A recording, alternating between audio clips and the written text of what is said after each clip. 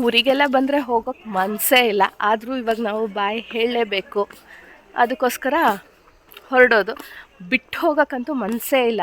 ಬೆಂಗಳೂರಿನ ಗಜಿಬಿಜಿ ಅಷ್ಟು ಟ್ರಾಫಿಕ್ಕು, ಇಲ್ಲಿ ಏನು ಟ್ರಾಫಿಕ್ ಇಲ್ಲ, ಫುಲ್ ಪೀಸ್ಫುಲ್ಲಾಗಿ 2-3 ಡೇಸ್ ಹೇಗೆ ಹೋಯ್ತು ಅಂತಲೂ ಗೊತ್ತಾಗಲಿಲ್ಲ, ಅಷ್ಟು ಚೆನ್ನಾಗಿತ್ತು. ಇದು ತೇರನ್ನ ಮಾರನೇ ದಿವಸ ನಾವು ಬೆಂಗಳೂರಿಗೆ ಹೊರಡಬೇಕಿತ್ತು.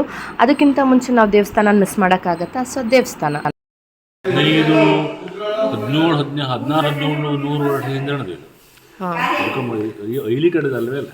ಈ ದೇವಸ್ಥಾನ ಕಟ್ಟಿದವ್ರು ಯಾರು, ಈ ದೇವಸ್ಥಾನ ಯಾರು ನಿರ್ಮಾಣ ಮಾಡೋದು, ಈ ದೇವರು ಯಾರು ಪ್ರತಿಷ್ಠೆ ಮಾಡಿದ್ದಾರೆ, ಯಾರೇ ಗೊತ್ತಿಲ್ಲ. ಇದು ಇಡೀ ಸಾಧಾರಣ 300 ವರ್ಷ ರೆಕಾರ್ಡ್ ತೆಗೆದ್ರೆ ಒಟ್ಟು ದೇವರ ಜಮೀನು ಯಾರದ್ದು. ಈ ಇತಿಹಾಸ ಕೇಳಿದ್ರೆ ಈ ಸಾಧಾರಣ ಒಂದು 2000 ಹಿಂದೆ ಯಾವುದೋ ಒಂದು ಒಬ್ಬರು ಪ್ರತಿಷ್ಠೆ ಮಾಡೋದು ಮಯೂರ ವರ್ಮ ಇದನ್ನು ಜೀರ್ಣೋದ್ಧಾರ ಮಾಡಿ ಕುಂಬಳಿ ಬಿಟ್ಟಿದ್ದು ಶಿಲಾಶಾಸನ ಹೇಳ್ತದೆ. ಅಲ್ಲಿ ಶಿಲಾಶಾಸನ ಅದು ಹೇಳ್ತದೆ. ಅದನ್ನು ಬಿಟ್ಟು ಪ್ರತಿಷ್ಠೆ ಯಾವಾಗ ಆಯಿತು, ಯಾರು ಮಾಡಿದ್ದು, ಯಾವ ಕಾಲದಲ್ಲಿ ಅದು ಯಾರ್ಯಾರು ಅದು ಲಿಂಗನೂ ಹಾಗೆ ಕೀಳಲಿಕ್ಕೆಲ್ಲ ಬರೋದಿಲ್ಲ. ಈ ಲಿಂಗ ಏನು ಮಾಡಿದ್ದಾರೆ ಅಂದರೆ, ಲಿಂಗ ಇಟ್ಟು ಶಿಲೆ ಚೌಕ ಮಾಡಿದ್ದಾರೆ. ಶಿಲೆ ಚೌಕದ ಮೇಲೆ ಮತ್ತೊಂದು ಚೌಕ ಮಾಡಿ ಗಾಡಿ ಎಳಿಸಿಬಿಟ್ಟಿದ್ದಾರೆ. ಇದು ಚೌಕದ ಮೇಲೆ ಇದು ಲಿಂಗ ಆಯ್ತಲ್ಲ, ಈ ಲಿಂಗ ಆಯ್ತು. ಹೀಗೆ ಕಲ್ಲಿದೆ, ಇದೇ ಮೇಲೆ ಶಿಲೆ ತೊಲೆ ಇದೆ, ಹಿಂಗಾಯ್ತಾ. ಈ ಶಿಲೆ ತೊಲೆ ಮತ್ತೆ ಹೀಗೆ ತೊಲೆ ಹಾಕಿಬಿಟ್ಟಿದ್ದಾರೆ, ಅದ್ರ ಮೇಲೆ ಗಾಡಿ. ಇಲ್ಲಿ ಭಟ್ರು ಏನು ಹೇಳ್ತಾ ಇದ್ದಾರೆ ಅಂತ ಹೇಳಿದ್ರೆ, ಈ ದೇವಸ್ಥಾನ ಕಟ್ಟಿದ್ದು ಯಾರು, ಈ ದೇವ್ರನ್ನ ಪ್ರತಿಷ್ಠಾಪನೆ ಮಾಡಿದ್ದು ಯಾರು ಅನ್ನೋದು ಇವತ್ತಿನವರೆಗೂ ಗೊತ್ತಾಗಿಲ್ಲ. ಸಾವಿರಾರು ವರ್ಷಗಳಿಂದ ಈ ದೇವರಿದೆ. ಅದನ್ನು ಜೀರ್ಣೋದ್ಧಾರ ಮಾಡಿದ್ದು ಮಾತ್ರ ಮಯೂರ ವರ್ಮ, ಅದು ಶಾಸನದಲ್ಲಿ ಅಲ್ಲಿದೆ ಅಂತ ಹೇಳಿದ್ದಾರೆ. ನಿಮಗೆ ಆ ಶಾಸನನ ನಾನು ತೋರಿಸ್ತೀನಿ. ಆದರೆ ಬಾಯಿಂದ ಬಾಯಿಗೆ ಬಂದಿರೋದು, ನಮ್ಮ ಅಜ್ಜಿ ಎಲ್ಲ ಹೇಳಿರೋದು ಮಾತ್ರ ಇದು ಕಾಳಾಸುರ ಪ್ರತಿಷ್ಠಾಪನೆ ಮಾಡಿರೋದು ಅಂತ. ಬಟ್ ಯಾವುದಕ್ಕೂ ಪ್ರೂಫ್ ಇಲ್ಲ. ಹೇಳಿ ಎಲ್ಲರಿಗೂ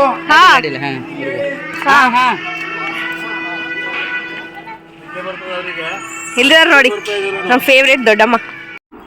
ನೆಕ್ಸ್ಟ್ ನಾವು ಹೋಗಿದ್ದು ಚಂದಾವರದಲ್ಲಿ ಒಂದು ಆಂಜನೇಯ ದೇವಸ್ಥಾನ ಇದೆ, ಅದು ಕೂಡ ತುಂಬ ಚೆನ್ನಾಗಿದೆ. ಅದು ನಿಮಗೆ ನಾನು ನೆಕ್ಸ್ಟ್ ಟೈಮ್ ಊರಿಗೆ ಹೋದಾಗ ಅದ್ರ ಬಗ್ಗೆ ತಿಳಿಸ್ತೀನಿ.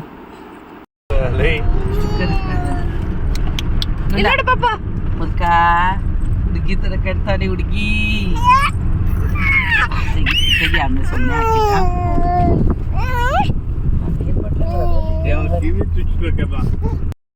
ನಾವು ಬಂದಿರೋದು ಒಂದು ಸ್ಪೆಷಲ್ ಜಾಗಕ್ಕೆ. ಇದು ಬೇರೆಯವರಿಗೆಲ್ಲ ನಿಜವಾಗ್ಲೂ ಸ್ಪೆಷಲ್ ಆಗಿರೋಕ್ಕೆ ಸಾಧ್ಯ ಇಲ್ಲ, ಬಟ್ ನನ್ನ ಲೈಫಲ್ಲಿ ಇದೊಂದು ವೆರಿ ಸ್ಪೆಷಲ್ ಜಾಗ. ಯಾಕೆ ಅಂದರೆ ಇದು ನಮ್ಮ ಅಮ್ಮನ ಮನೆ ಇದ್ದಿದ್ದ ಜಾಗ. ಅಂದರೆ ನನ್ನ ಅಜ್ಜಿ ತೀರ್ಕೊಂಡು ತುಂಬ ವರ್ಷ ಆಯಿತು. ನಾವು ತುಂಬ ಚಿಕ್ಕವರಿದ್ದಾಗಲೇ ತೀರ್ಕೊಂಡಿದ್ದು. ಆದರೆ ಇಲ್ಲಿ ನಮಗೆ ತುಂಬ ಮೆಮೊರೀಸ್ ಇದೆ. ನಾವು ತುಂಬ ಚಿಕ್ಕ ಮಕ್ಕಳಿದ್ದಾಗ ಇಲ್ಲೆಲ್ಲ ಬಂದಿರ್ತಿದ್ವಿ ಸಮ್ಮರ್ ಹಾಲಿಡೇಸ್ಗೆ. ಇಲ್ಲಿ ನಾವು ಸಿಕ್ಕಾಪಟ್ಟೆ ಎಂಜಾಯ್ ಮಾಡಿದ್ದೀವಿ ಕಸಿನ್ಸ್ ಎಲ್ಲರೂ. ಆ ಮನೆ ಕೂಡ ಇಲ್ಲ, ನನ್ನ ಅಜ್ಜಿ ಇದ್ದಿದ್ದು ಮನೆ ಕೂಡ ಇವಾಗಿಲ್ಲ, ಯಾರೂ ಇಲ್ಲ ಅಲ್ವಾ. ಅಲ್ಲಿ ಮನೆ ಮುಂಚೆ ಎಲ್ಲ ಆ ಕಡೆ ಮನೆ ಇತ್ತು. ನೋಡೋಣ ಅಲ್ಲಿ ಮನೆ ಇದ್ದಿದ್ದ ಜಾಗ ಹೇಗಾಗಿದೆ ಅಂತ. ಅಲ್ಲೆಲ್ಲ ನಾವು ಚೈಲ್ಡ್ಹುಡ್ಡಲ್ಲಿ ನಾನು ನನ್ನ ಕಸಿನ್ಸ್ ಎಲ್ಲ ಬರ್ತಾಯಿದ್ವಿ. ಅಲ್ಲಿ ಅಜ್ಜಿ ದೋಸೆ ಎಲ್ಲ ಮಾಡಿಕೊಡೋರು. ಎಷ್ಟು ಮೆಮೊರೀಸ್ ಇದೆ ಅಂದರೆ, ಸಮ್ಮರ್ ಹಾಲಿಡೇಸ್ ಅಂದ್ರೆ ಖುಷಿ. ಕಸಿನ್ಸ್ ಎಲ್ಲ ಸೇರ್ತೀವಿ, ಅಜ್ಜಿ ಮನೆಗೆ ಹೋಗ್ತೀವಿ ಅಂದರೆ. ಯೂಶ್ವಲಾಗಿ ಎಲ್ಲರಿಗೂ ಅಜ್ಜಿ ಮನೆ ಅಂದರೆ ಒಂದು ಸಂಭ್ರಮ ಅಲ್ವಾ. ಸಮ್ಮರ್ ಹಾಲಿಡೇಸ್ ಅಂದರೆ ಆ ಚೈಲ್ಡ್ಹುಡ್ನ ಮರೆಯೋದಕ್ಕೆ ಸಾಧ್ಯ ಇಲ್ಲ. ಅದು ನನ್ನ ಚೈಲ್ಡ್ಹುಡ್ಡು, ನನ್ನ ಮೆಮೊರೀಸು, ನಾನು ಹುಟ್ಟಿದ ಜಾಗ ಇದು. ನಾನು ಹುಟ್ಟಿದ್ದು ಸಿರ್ಸಿಲೇನೆ. ಇಲ್ಲಿ ಇದು ನನ್ನ ತಂದೆ ಪ್ಲ್ಯಾನು. ನಮ್ಮಮ್ಮಂಗೆ ಕೂಡ ಗೊತ್ತಿರಲಿಲ್ಲ ನಾವು ಇಲ್ಲಿಗೆ ಬಂದು ಹೋಗ್ತೀವಿ ಇವತ್ತು ಅಂತ. ನನ್ನ ಮಗ ಮುತ್ತಜ್ಜಿ ಮನೆ ಇಲ್ಲ, ಬಟ್ ಊರಾದರೂ ನೋಡಲಿ ಅಂತ ಹೇಳಿಬಿಟ್ಟು ನಮ್ಮ ಡ್ಯಾಡಿ ಆನ್ ದ ವೇ ಇಲ್ಲಿ ಕರ್ಕೊಂಬಂದಿದ್ದಾರೆ. ಆ ಮನೆ ಇಲ್ಲ, ಟ್ರೈ ಮಾಡಬೇಕು ನೋಡೋದಕ್ಕೆ ಹೆಂಗಾಗಿದೆ ಆ ಜಾಗ ಅಟ್ಲೀಸ್ಟ್ ಅಂತ. ಅಲ್ಲಿ ನನ್ನ ಚೈಲ್ಡ್ಹುಡ್ ಹೇಗಿತ್ತು ಅಂತ ಹೇಳಿದ್ರೆ, ಅಲ್ಲಿ ಆ ಎದುರುಗಡೆ ಅಜ್ಜಿ ಮನೆ. ಇಲ್ಲಿ ನಾನೇನು ತೋರಿಸ್ತಾ ಇದ್ದೀನಲ್ಲ, ಒಂದು ನಿಮಿಷ, ಇಲ್ಲೇನು ತೋರಿಸ್ತಿದ್ದೀನಲ್ಲ ಈ ಕಡೆ ಜಾಗದಲ್ಲಿ ಅಜ್ಜಿ ಮನೆ ಇತ್ತಾ. ಇಲ್ಲಿ ಕೆರೆ ಇದೆ ಒಂದು. ಕೆರೆಯಲ್ಲಿ ನಾವೆಲ್ಲ ಆಟಾಡ್ತಾ ಇದ್ವಿ. ನಾನು ನನ್ನ ಕಸಿನ್ಸ್ ಎಲ್ಲರೂ ಆಟಾಡ್ತಾ ಇದ್ವಿ. ಆ ಕೆರೆ ನಾನು ತೋರಿಸ್ತೀನಿ. ಸ್ವಿಮ್ಮಿಂಗೆಲ್ಲ ಗೊತ್ತಿಲ್ಲ, ಬಟ್ ಅಲ್ಲಿ ಮಕ್ಕಳಿಗೆ ನೀರಂದ್ರೇ ಖುಷಿ. ಈಗಲೂ ಖುಷಿನೇ. ಅಲ್ಲಿ ಇಳಿಯೋದು, ಅಲ್ಲಿ ಆಟಾಡೋದು, ಆ ನೀರಲ್ಲಿ ಇಳಿಯೋದು, ಆಟಾಡೋದು ಅನ್ನೋದೇ ಒಂದು ಎಕ್ಸೈಟ್ಮೆಂಟ್ ಅಲ್ವಾ. ಸೊ ತೋರಿಸ್ತೀನಿ ಆ ಕೆರೆ ಹೇಗಿದೆ ಅಂತ ಹೇಳಿಬಿಟ್ಟು. ಆ್ಯಂಡ್ ನನ್ನ ಹಿಂದೆ ಏನು ಕಾಣಿಸ್ತಿದೆ, ಅಲ್ಲೊಂದು ಮನೆ ಇದೆ ನೋಡಿ. ಈ ರೋಡಲ್ಲಿ 2 ಮನೆ ಇದ್ದಿದ್ದು. ಒಂದು ಇಲ್ಲಿ ಕಾಣಿಸ್ತಿರೋ ಮನೆ, ಇಲ್ಲಿ ಯಾರೂ ಇಲ್ಲ, ಈಗಲೂ ಯಾರೂ ಇಲ್ಲ. ಆ್ಯಂಡ್ ನನ್ನ ಅಜ್ಜಿ ಮನೆ, ಎರಡೇ ಮನೆ ಫುಲ್ಲು ರೋಡಲ್ಲಿ, ಎರಡೇ ಮನೆ ಇದ್ದಿದ್ದು ನೋಡಿ. ಫುಲ್ ಅಲ್ಲಿವರೆಗೂ ವೇ ಇದೆಯಲ್ಲ ಅಲ್ಲಿಗೆ. ಆ್ಯಂಡ್ ಇಲ್ಲಿ ನಿಮಗೆ ವೇನೇ ಕಾಣಿಸಲ್ಲ, ಅಲ್ಲಿರೋದು ನನ್ನ ಹಿಂದೆ ನಿಮ್ಗೆ ಏನು ಕಾಣಿಸ್ತಿದೆ ಅದು ದೇವಸ್ಥಾನ. ಆ ದೇವಸ್ಥಾನವೂ ನಾನು ನಿಮಗೆ ತೋರಿಸ್ತೀನಿ. ಸೊ ಈ ಫುಲ್ಲು ರೋಡಲ್ಲಿ ಇದ್ದಿದ್ದು 2 ಮನೆ, 1 ಕೆರೆ, 1 ದೇವಸ್ಥಾನ, ಇಷ್ಟೇ ಇರೋದು ಫುಲ್ ರೋಡಲ್ಲಿ. ಈ ಮನೆ ಆ್ಯಕ್ಚುಲಿ ನಮ್ಮೂರ ಕಡೆ ಎಲ್ಲ ಗೊತ್ತಿರುತ್ತೆ, ಶ್ರೀಧರ ಸ್ವಾಮಿಗಳ ಅಂತ ಇದ್ದಾರೆ, ತುಂಬ ಪವರ್ಫುಲ್ ಶ್ರೀಧರ ಸ್ವಾಮಿಗಳು. ಅವರು ಇಲ್ಲೆಲ್ಲ ಇದ್ದಿದ್ದ ಜಾಗ ಅಂತೆ. ಇಲ್ಲಿ ಯಾರೂ ಉಳಿಯಲ್ಲ. ಯಾಕೆ ಅಂತ ಹೇಳಿದ್ರೆ ನಿಜಾನೋ ಸುಳ್ಳೋ ನನಗೆ ಗೊತ್ತಿಲ್ಲ. ಹಾಂಟೆಡ್ ಅಂತೂ ಅಲ್ಲ, ಖಂಡಿತವಾಗ್ಲೂ ಹಾಂಟೆಡ್ ಪ್ಲೇಸ್ ಅಂತೂ ಅಲ್ಲ. ಆದರೆ ಅಲ್ಲಿ ಗುರುಗಳೆಲ್ಲ ತಪಸ್ಸು ಮಾಡಿದ ಜಾಗ ಅಂತೆ. ಗುರುಗಳೆಲ್ಲ ಅಲ್ಲಿ ದೀಕ್ಷೆ ತೊಗೊಂಡಿದ್ದ ಜಾಗ. ಸೊ ಅಲ್ಲೇನಾದರೂ ಮೈಲಿಗೆ ಆಗಿರೋರು ಎಲ್ಲ ಹೋದರೆ ಅಲ್ಲೆಲ್ಲ ಇವತ್ತಿಗೂ ಪ್ಯಾರಾನಾರ್ಮಲ್ ಥರ ಗೆಜ್ಜೆ ಸೌಂಡು ಎಲ್ಲ ಕೇಳಿಸುತ್ತಂತೆ ಅಂತಾರೆ. ಬಟ್ ಎಷ್ಟರ ಮಟ್ಟಿಗೆ ನಿಜ ಅಂತ ಗೊತ್ತಿಲ್ಲ. ಅಲ್ಲಿ ಮನೆ ಕಾಣಿಸ್ತಿದೆಯಲ್ಲ ನಿಮಗೆ, ಆ ಮನೆಗೆ ಯಾರೂ ಹೋಗಲ್ಲ. ನನ್ನ ಹಿಂದೆ ಏನು ಕಾಣಿಸ್ತಾ ಇದೆ ಆ ಮನೆಗೆ ಯಾರೂ ಹೋಗಲ್ಲ. ಹೋದರೆ ಅವರಿಗೆಲ್ಲ ಅಲ್ಲಿ ರಾತ್ರಿ ಮಲಗಿದಾಗ ಗೆಜ್ಜೆ ಸೌಂಡ್ ಕೇಳಿಸುತ್ತಂತೆ. ಸ್ವಲ್ಪ ಏನಾದರೂ ಒಂಥರ ವಿಚಿತ್ರವಾಗಿ ಅನಿಸುತ್ತಂತೆ. ಸೊ ಅದು ಯಾರೂ ಆ ಜಾಗಕ್ಕೆ ಹೋಗಲ್ಲ. ಸೊ ಅದು ಒಂದು ಮನೆನಾ, ಆ್ಯಂಡ್ ನನ್ನ ಅಜ್ಜಿ ಇದ್ದಿದ್ದು ಒಂದು ಮನೆನಾ, ಈ ದೇವಸ್ಥಾನ ಆ್ಯಂಡ್ ಕೆರೆ, ಇಷ್ಟೇ. ಹೇಗಿರ್ಬೋದು ನಮ್ಮ ಚೈಲ್ಡ್ಹುಡ್ಡು ನೀವೇ ಗೆಸ್ ಮಾಡಿ. ಬಟ್ ನಮಗೆಲ್ಲ ಯಾವತ್ತೂ ಆ ಥರ ಆ್ಯಕ್ಟಿವಿಟೀಸು ಆ ಥರ ಎಲ್ಲ ಅನಿಸಿಲ್ಲ. ಆದರೆ ಈ ಜಾಗದಲ್ಲಿ ಇರೋರಿಗೆ ಮಾತ್ರ, ಅಲ್ಲಿ ಉಳಿದಿರೋರಿಗೆ ಮಾತ್ರ ಆ ಥರ ಅನಿಸಿದೆಯಂತೆ. ನಮ್ಮ ಅಜ್ಜಿ ಮನೆ ಇಲ್ಲೇ ಪಕ್ಕದಲ್ಲೇ ಇದ್ರೂ ಅವ್ರಿಗೇನು ಆ ಥರದ್ದೆಲ್ಲ ಅನುಭವ ಆಗಿಲ್ಲ. ಬನ್ನಿ, ಕೆರೆ ಏನಿದೆ ಅದನ್ನು ನಾನು ತೋರಿಸ್ತೀನಿ ನಿಮಗೆ. ಸ್ವಲ್ಪ ಎಕ್ಸೈಟ್ಮೆಂಟಲ್ಲಿ ಜಾಸ್ತಿ ಮಾತಾಡ್ಬಿಟ್ಟಿದ್ದೀನಿ. ಯೂಶ್ವಲಾಗಿ ಮಾತಾಡೋದಕ್ಕೆ ಸ್ವಲ್ಪ ಶೈ ಅನಿಸುತ್ತೆ, ಆದರೆ ಇಲ್ಲಿ ಮಾತ್ರ ನಿಜವಾಗ್ಲೂ ಫುಲ್ ಮಾತಾಡಿದ್ದೀನಿ. ಬನ್ನಿ ಆ ಕೆರೆ ತೋರಿಸ್ತೀನಿ ನಿಮಗೆ. ಹೋಗೋಣ. ಚೆಕ್, ಇದೇ ಆ ಕೆರೆ. ಇಳಿದು ಬರ್ತಾ ಇದ್ದೀನಿ, ಇದೇ ಆ ಕೆರೆ. ಇಳಿದು ಬರ್ತಾ ಇದ್ದೀನಿ. ನಮ್ಮ ಡ್ಯಾಡಿ ಕರಿತಾ ಇದ್ದಾರೆ. ಫಸ್ಟು ಆಮೇಲೆ ವೀಡಿಯೋ ಮಾಡುವಂತೆ, ಬಾ ಅಂತ. ಹೋಗೋಣ. ಇಲ್ಲೇ ಇದ್ದಿದ್ದು ಆ ಕೆರೆ. ಈಗ ನೀರೆಲ್ಲ ಸ್ವಲ್ಪ ಹಾಳಾಗಿದೆ ಅಂತ ಅನಿಸುತ್ತೆ. ಬಟ್ ಅವಾಗೆಲ್ಲ ತುಂಬ ಚೆನ್ನಾಗಿತ್ತು ನೀರು. ಇಲ್ಲಿ ಒಂದಿದೆ ನೋಡಿ, ನಾನು ಹೇಳ್ತಿದ್ನಲ್ಲ ಅಲ್ಲೆಲ್ಲ ದೀಕ್ಷೆ ತೊಗೊಂಡಿದ್ದ ಜಾಗ ಅಂತೆಲ್ಲನೂ. ಇಲ್ಲಿ ಕೂಡ ಇದೆ ನೋಡಿ, ಸೂರ್ಯ ತೀರ್ಥ ಅಂತ. ಇಲ್ಲಿ ಯಾರೂ ಯೂಸ್ ಮಾಡಲ್ಲ. ಈ ನೀರನ್ನ ಕುಡಿಯೋದಕ್ಕಾಗಲಿ ಯಾವುದಕ್ಕೂ ಯೂಸ್ ಮಾಡಲ್ಲ. ದೇವರಿಗೆ ಅಭಿಷೇಕಕ್ಕೆ ಯೂಸ್ ಮಾಡ್ತಾರೆ.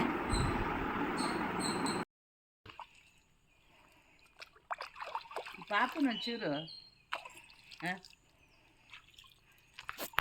ಇವನು ಒಂಚೂರು ಕಾಲಸ್. ವಿಷ್ಣು ತೀರ್ಥ ಇದು. ಇಲ್ಲಿ ಶಿವತೀರ್ಥ ಇದ್ದಿದ್ದು. ಅಂದರೆ ಇಷ್ಟು ಜಾಗಗಳು ಬರೀ ದೇವರಿಗೆ ಅಂತಲೇ ಇಟ್ಟಿದ್ರು, ಅಂದರೆ ದೇವರ ಅಭಿಷೇಕಕ್ಕೆ ಅಂತಲೇ. ಸೊ ಇದು ಮುಚ್ಚೋಗಿದೆ. ಇಲ್ಲಿ ಇದ್ದಿದ್ದು ಶಿವತೀರ್ಥ ನೋಡಿ. ನಮ್ಮಮ್ಮನ ಎಕ್ಸೈಟ್ಮೆಂಟು, ಇಲ್ಲಿರೋದನ್ನೆಲ್ಲ ತೊಗೊಳ್ತಾ ಇದ್ದಾರೆ, ನಾನಿದ್ದಿದ್ದು ಅಂತ. ಇದು ಯಾವುದೋ ಹುರ್ಗಿ ಜಡ್ ಅಂತ. ಏನಮ್ಮ ಅದು? ಒಂದೆಲ್ಗ. ಒಂದೆಲ್ಗ, ಅದೇ ನೆನಪುಗ ಇದ್ರಲ್ಲಿ ತಂಬಳಿ ಮಾಡ್ತಾ ಇದ್ವಿ. ಇವಾಗಲೂ ತಿನ್ನಂದ್ರೆ ಹೆಲ್ತಿಗೆ ತಿಂದರೆ ಒಳ್ಳೇದು. ಈ ಕಡೆ ಒಂದು ಅಂಬಿಕಾ ತೀರ್ಥ ಇದೆ, ತೋರಿಸ್ತೀನಿ.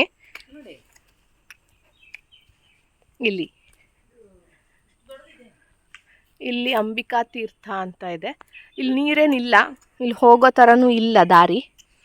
ಸೊ ಅಲ್ಲಿ ಒಂದಿದೆ, ಅಲ್ಲಿ ಅಂಬಿಕಾ ತೀರ್ಥ.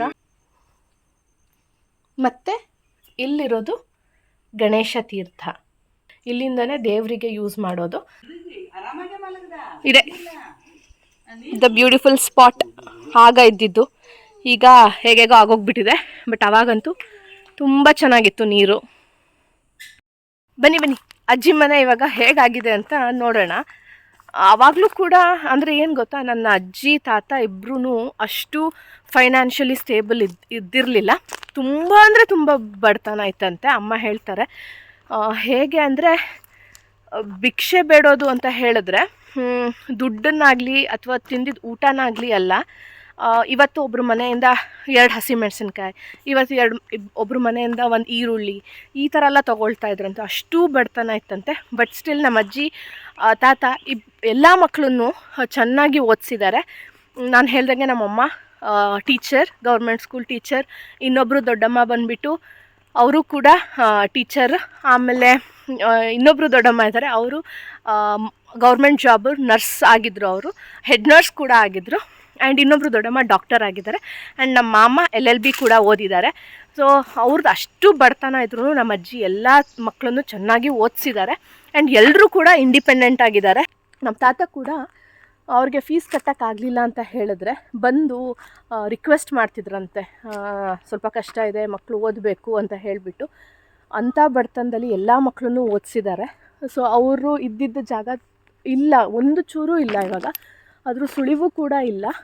ಆದರೆ ಹೇಗೆ ಇತ್ತು ಅಂತ ತೋರಿಸ್ತೀನಿ, ನಿಮಿಷ ನೋಡಿ. ಈ ದಾರಿ ಏನು ಕಾಣಿಸ್ತಿದೆಯಲ್ಲ, ಇಲ್ಲಿ ಈ ಥರ ಕೋಲಲ್ಲಿ ಹಾಕಿದ್ರು. ಜಸ್ಟ್ ಗೇಟ್ ಏನೂ ಇರಲಿಲ್ಲ ಆವಾಗಲೂ ಕೂಡ.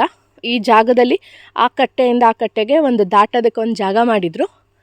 ಆ್ಯಂಡ್ ಮೇಲೆ ಆ ಕಡೆ ಒಂದು ಗುಡಿಸಲು ಅಲ್ಲ ಅದು, ಆದರೆ ಹೆಂಚಿನ ಮನೆ. ಇವಾಗ ಅಲ್ಲಿ ಮನೆ ಇದ್ದಿದ್ದು ಸುಳಿವು ಕೂಡ ಇಲ್ಲ. ಅಲ್ಲಿ ಒಂದು ಹೆಂಚಿನ ಮನೆ ಥರ ಇತ್ತು, ಬಟ್ ಚೆನ್ನಾಗಿತ್ತು. ಈ ಥರ ನೀರು ಸೋರೋದು ಆ ಥರ ಮನೆಯೆಲ್ಲ ಅಲ್ಲ. ಇದ್ದಿದ್ದಿದ್ರೆ ನಾನು ತೋರಿಸ್ತಿದ್ದೆ, ಬಟ್ ತುಂಬ ವಂಡರ್ಫುಲ್ ಆಗಿತ್ತು ಮನೆ ಕೂಡ. ಅದು ಏನು ರಾಯಲ್ ಆಗಿತ್ತು ಆ ಥರ ಎಲ್ಲ ಅಲ್ಲ, ಬಟ್ ಟಿಪಿಕಲ್ ಒಂದು ಹಳ್ಳಿ ಮನೆ ಹೇಗಿತ್ತು ಆ ಥರನೇ ಇತ್ತು. ಬಟ್ ಇವಾಗ ನನಗೆ ಬೇಜಾರಾಗ್ತದೆ, ಒಂದೇ ಒಂದು ಚೂರು 1% ಕೂಡ ಅಲ್ಲೊಂದು ಮನೆ ಇತ್ತು ಅನ್ನೋದಕ್ಕೆ ಏನು ಪ್ರೂಫೇ ಇಲ್ಲ ಅನ್ನೋ ಥರ ಇದೆ. ಯಾಕೆಂದರೆ ಅಜ್ಜಿನೂ ಇಲ್ಲ, ತಾತನೂ ಇಲ್ಲ. ಆ್ಯಂಡ್ ಅದು ಅವ್ರ ಸ್ವಂತ ಮನೆ ಕೂಡ ಆಗಿರಲಿಲ್ಲ. ಇಲ್ಲಿದ್ದಿದ್ದು ಜನ ಅವರಿಗೆ ಅಂದರೆ ಸ್ವಲ್ಪ ಜನ ಫೈನಾನ್ಷಿಯಲಿ ತುಂಬ ಸ್ಟೇಬಲ್ ಇರ್ತಾರಲ್ಲ, ಹೆಗ್ಡೆರು, ಅವರೆಲ್ಲರೂ ಅಜ್ಜಿಗೆ ಜಾಗ ಕೊಟ್ಟಿದ್ರಂತೆ. ಯಾವತ್ತೂ ದುಡ್ಡೆಲ್ಲ ಕೇಳ್ತಾ ಇರಲಿಲ್ಲ. ಸೊ ಅವ್ರು ಇರೋಷ್ಟು ವರ್ಷ ಕೂಡ ಅವರಿಗೆ ಅಲ್ಲಿ ಜಾಗ ಇತ್ತು. ಆರಾಮಾಗೆ ನೆಮ್ಮದಿಯಾಗಿ ನನ್ನ ಚೈಲ್ಡ್ಹುಡ್ ಸಮ್ಮರ್ ಹಾಲಿಡೇಸ್ನೆಲ್ಲ ನಾವಿಲ್ಲಿ ಕಳೆದಿದ್ದೀವಿ. ಸೊ ಇದೊಂಥರ ಎಕ್ಸೈಟ್ ಆಗುವಂತಹ ಜಾಗನೇ ಅಲ್ವಾ ಇವಾಗ. ಆ್ಯಂಡ್ ಇವಾಗ ಇನ್ನೊಂದು ದೇವಸ್ಥಾನ ಇದೆ ಇಲ್ಲಿರೋದು, ಅದು ಫೇಮಸ್ ದೇವಸ್ಥಾನ. ಇಲ್ಲಿ ಯಾರೂ ಗಣೇಶ ಹಬ್ಬನ ಮನೇಲಿ ಗಣೇಶನ ಕೂರಿಸಲ್ಲ ಈ ಊರಲ್ಲಿ. ಈ ಕೇರಿಲಿ ಈ ಶೀಗೆಹಳ್ಳಿ ಅಂತ ಏನಿದೆ, ಇಲ್ಲಿ ಯಾರೂ ಗಣೇಶನ ಕೂರಿಸಲ್ಲ. ಅದ್ರದ್ದು ಒಂದು ಕತೆ ಇದೆ. ಇಲ್ಲೇ ಒಂದು ಉದ್ಭವ ಆಗಿರುವಂತಹ ಗಣೇಶ ಇದೆ. ಅಲ್ಲಿನೇ ಎಲ್ಲರೂ ಬಂದು ಚೌತಿನ ಮಾಡ್ತಾರೆ. ಇಲ್ಲೇ ಫಸ್ಟು ಪಂಚಕಜ್ಜಾಯನ ನೈವೇದ್ಯ ಮಾಡ್ತಾರೆ. ಇಲ್ಲಿ ತುಂಬ ನಂಬಿಕೆ ಇರುವಂತಹ ದೇವರು ಇಲ್ಲಿಯ ಗಣೇಶ. ಬನ್ನಿ ಆ ಗಣೇಶನ ಕೂಡ ತೋರಿಸ್ತೀನಿ. ಅದ್ರದ್ದು ಒಂದು ಕತೆ ಇದೆ, ಕತೆ ಹೇಳ್ತಾ ಹೋದರೆ ಎಲ್ಲ ಬೋರ್ ಆಗುತ್ತೆ. ಸೊ ಗಣೇಶನನ್ನು ತೋರಿಸ್ತೀನಿ ನಿಮಗೆ, ಬನ್ನಿ.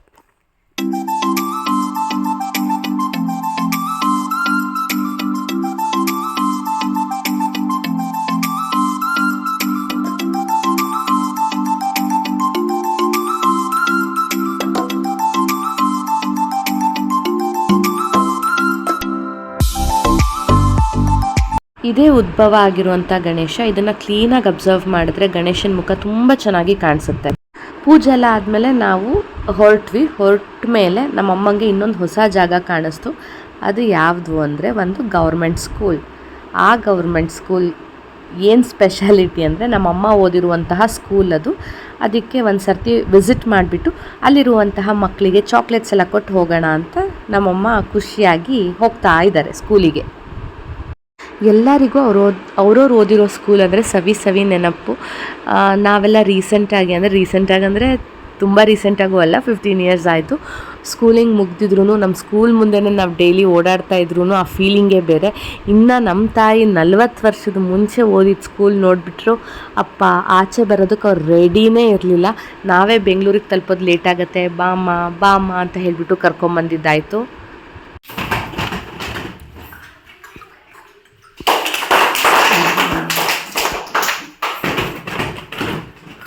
ನೀವು ಸ್ಟಡಿ ಮಾಡುವಾಗ ಎಷ್ಟು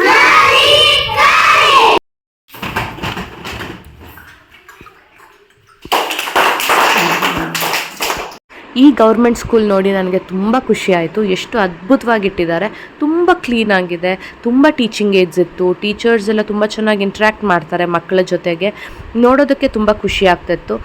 ಎಲ್ಲ ಕಡೆ ಗೌರ್ಮೆಂಟ್ ಸ್ಕೂಲ್ಸ್ ಹೀಗೆ ಇದೆಯಾ ಗೊತ್ತಿಲ್ಲ.